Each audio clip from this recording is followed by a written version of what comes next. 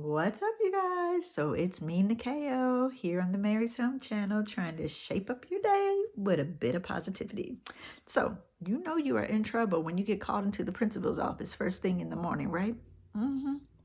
This is what happened to me. It was my first year of teaching in the Middle East. I think I was teaching grade 2. Was I teaching second grade back then?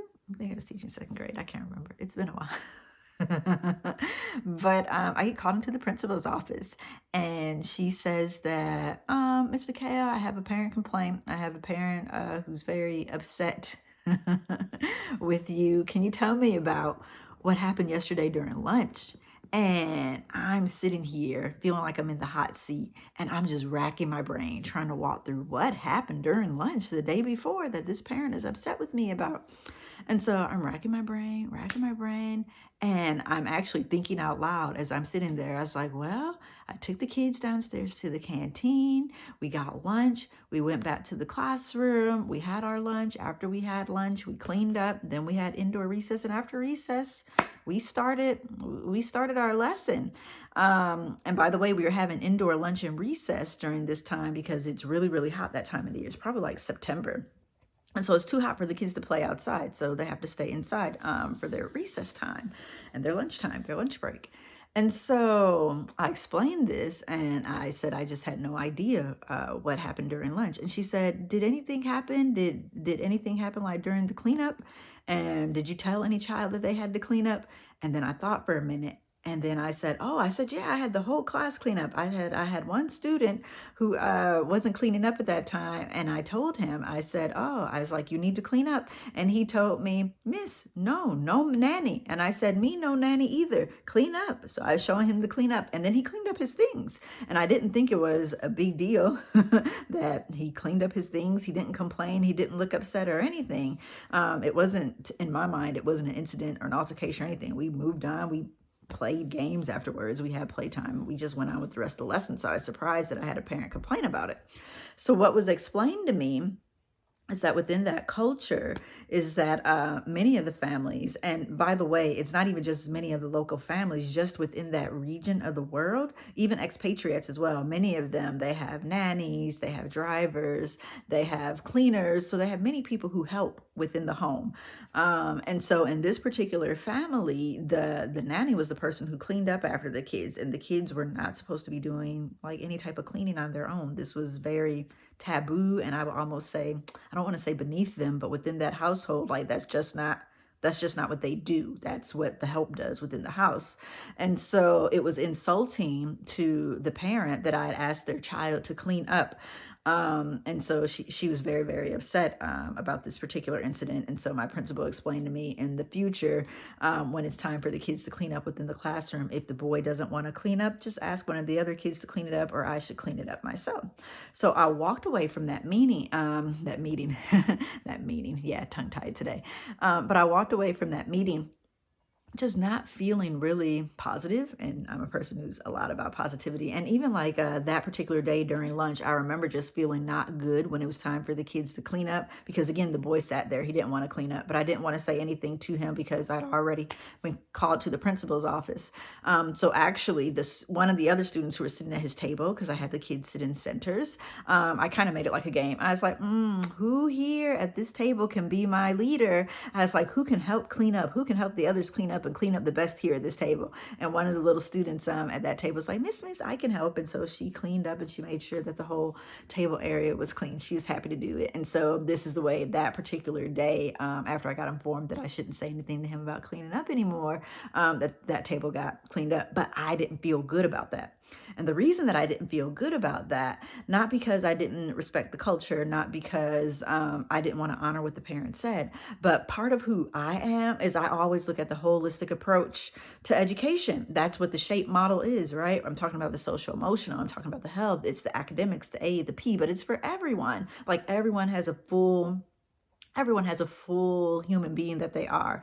And to me, as an educator, is not just about teaching the curriculum and what do they need to learn in grade 2 or grade 1 or whatever grade it is that you're in, but it's about preparing you for the future. Because one day you're going to shape the environment and the world that we're in, and I hope it's going to be positive. And so it's a lot more about installing characteristics and traits within them. And so it's not not me trying to dishonor that, like, oh no, everybody, like if this family lives in such a way that like, hey, we have help who cleans up and we don't do that for ourselves, I honor and I respect that. But at the same time, when he grows up one day, he might go into other environments where around the world people don't clean up after you and you do clean up after yourself. And it's not something that you look down upon, and it's not a lowly thing. And it's also not a bad thing either within his family structure that they don't clean up after themselves. So it's not one thing is right or wrong. It's just seen it differently. And so for me, with me having that type of a mindset as an educator, I'm like, how do I still instill something in this child to where it remains a choice, but he can see that it's not a bad thing that people clean up after themselves, that this isn't something that's only for the nanny. And oh no, I'm not the nanny, so I don't do these types of things.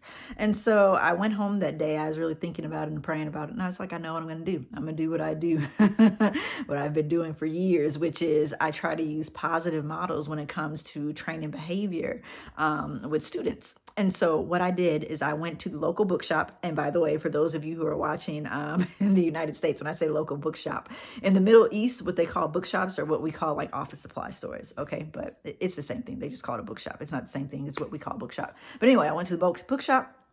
And I got all these stickers, like these incentive stickers. And so the next day during the lunchtime, when it was time for us to clean up, I started noticing. So I would just say like, oh, I noticed Mara is putting her things together in her lunchbox. I noticed Abdulaziz is wiping the crumbs off where he sat. I noticed this person is putting things in the trash. And every time I noticed somebody doing something, which was cleaning up after themselves, I gave them a sticker. And so I just went walking around the room, giving stickers and noticing. I didn't say this is good. I didn't say this is bad. I just noticed this is what it was. And I put a little sticker on the kids who did this. So next thing I know, I probably got through a good, I don't know, 5, 6 kids.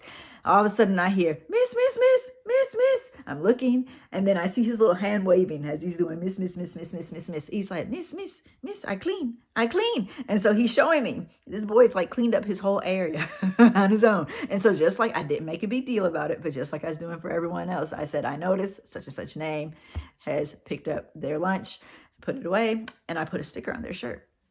And from that day forward, whenever I did lunch in the classroom, I didn't have any problems from that particular student. There were no complaints about him cleaning up. There was no turning up at the nose like, no, this is, I'm not the nanny. No nanny.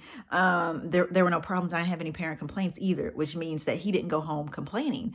Because really, when I thought about it, the reason that I got a complaint the next day is something within him. When I had told him, hey, I'm not the nanny either, you clean up after yourself, that made him feel not good. The same way I was not feeling not good. And for me, like I said, I'm all about positivity and trying to lift people up. Don't always get it right, but I do try to be reflective. And in reflecting that, I was like, okay, he feels good about cleaning up now. And I feel good as well about him having made the choice that he wants to clean.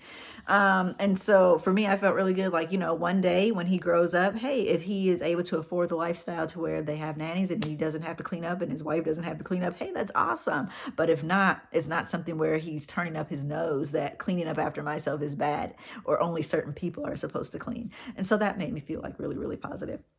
So anyway, I say all these things to say to you that if you are in a situation to where you are in a different environment, don't look at things so much as this is right and this is wrong. They're just different. And so really just observing and then thinking about how can I still shine in the way that I know I shine and the element that I bring without trampling on someone else's beliefs, right? Because at the end of the day, it's up to them to choose whether or not they want to do things the way that you want to do them, or if they want to continue to do them their way, because one is not right and one is not wrong, but really about acceptance. And I guess I would just say understanding, right? And just learning, I would just say to be adaptive, learning to be adaptive to whatever environment you're in. Think of it like a chameleon, right? If a chameleon goes into a place that has a lot of green, right? So say that they are in the woods, in the forest, and there's lots of green there, and they love being green. But then one day they accidentally hop on a plane and they end up in Antarctica, right? If you're in Antarctica and you're like, oh, I love being green, so I'm just going to stay green. You know what? More than likely, that chameleon, if he hasn't frozen first, he's going to get eaten. And why is he going to get eaten? It's because he's not willing to adapt to the new environment that he's in. And it doesn't mean that the green environment is better or worse than the Arctic environment. It just means that it's different. And you have to learn how to be flexible and adaptive in new environments. And when you are able to learn how to do that, how to walk into an environment, respect what's going on there, but still be true to yourself. Because like I said, I didn't feel good because I didn't feel like I would be being true to myself if for the rest of the year, whenever we had indoor recess or lunch, I was just like, oh, somebody else to clean, or I'll clean up after him. I didn't feel like I would be shaping positive characteristics and giving that child an opportunity to grow as a holistic person had I done that. And so it ended up working out that way. All right, so I hope that was helpful for you guys today. If this video was helpful for you, please, please, please give me a thumbs up. If there is somebody out there that you feel like could use this message and they're trying to learn how to adjust to being in a different environment and adaptive as well, do share this message with them too. And last but not least, I hope that you will subscribe to the Mary's Helm channel. Not only do we have positive inspirational messages like this out here, we also share educational resources. We do professional development workshops. And so, yeah, there's a lot that we offer out here. So I hope that you'll subscribe and not miss out on anything. Okay. All right. For all of my shining stars out there, you keep on shining. And I'll see you guys next time. Okay. Bye-bye.